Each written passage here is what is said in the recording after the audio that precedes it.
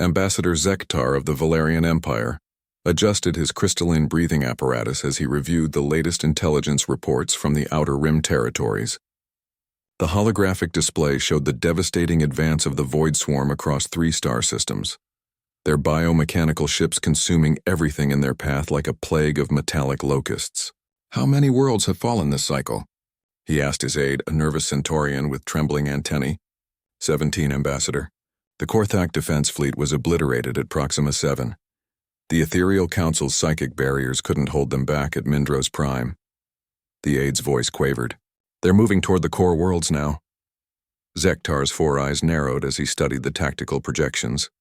In his 3 centuries of diplomatic service, he had witnessed the rise and fall of countless civilizations, but nothing like this.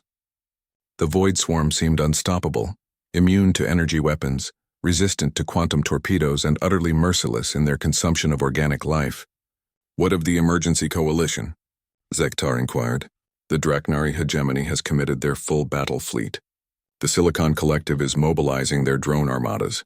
Even the reclusive Psi-Lords have emerged from their meditation worlds to join the fight." The aide paused, consulting his datapad. "There is one species that hasn't responded to our calls for aid." "Which one?" "The humans of Earth, sir. Sector designation Sol 3. Zektar let out a dismissive, harmonic laugh, a sound like wind chimes in a gentle breeze. "The primitives? What could they possibly contribute? They've barely achieved faster-than-light travel. Their weapons are still based on crude projectile technology and chemical explosives. They haven't even developed proper energy shielding. Perhaps we should—" "No," Zektar waved a dismissive tentacle. "We cannot waste time on species that still use metal slugs as ammunition. Focus our efforts on civilizations that might actually make a difference." 3 parsecs away, Admiral Sarah Chen stood on the bridge of the UES Defiance, humanity's newest and most advanced warship. The message from the Galactic Council had been clear. Earth was directly in the path of the Void Swarm's advance. They had perhaps 2 standard weeks before the enemy reached their solar system. "Admiral, incoming transmission from Galactic Command," reported Lieutenant Torres from the communications station.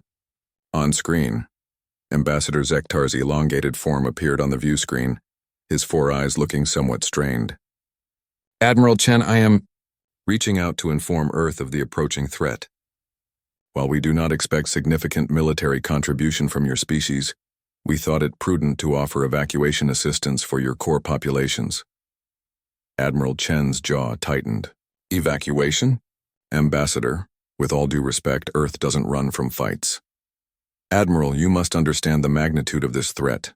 The Void Swarm has destroyed civilizations with technology centuries ahead of yours. Your kinetic weapons and chemical propellants simply cannot—" "Thank you for the warning, Ambassador. We'll handle it from here." Chen cut the transmission and turned to her tactical officer. "Commander Park, what's our fleet status?"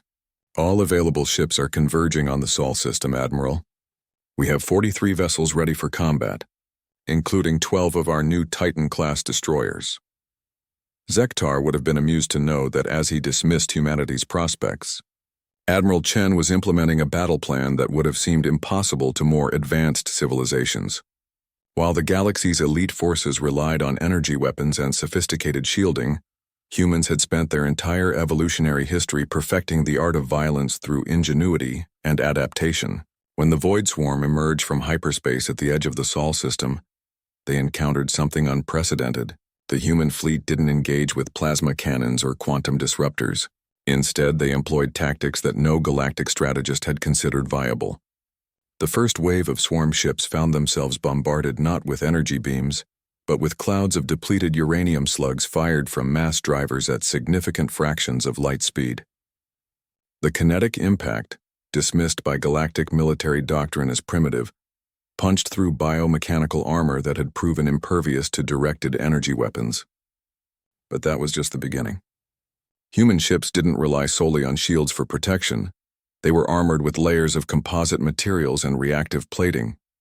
When swarm creatures attempted to board human vessels, they met defenders who fought with a ferocity that shocked even the hive-minded invaders.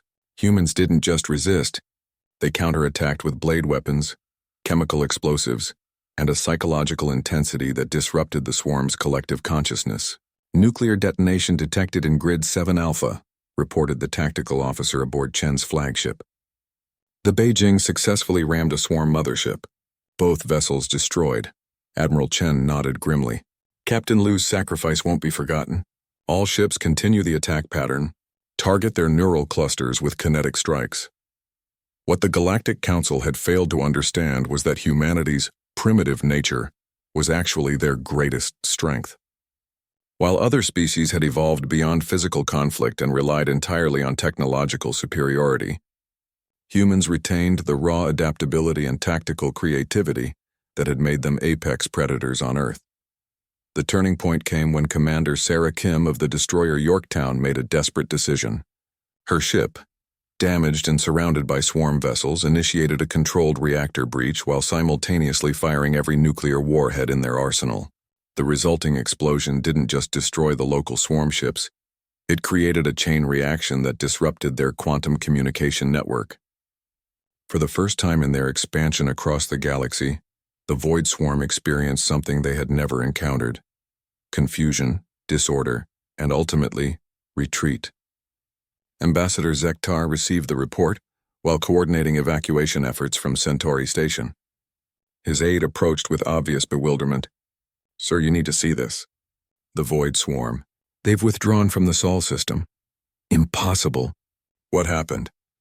"The humans, sir, they won." Zektar's crystalline breathing apparatus froze mid-cycle. "Won? How?"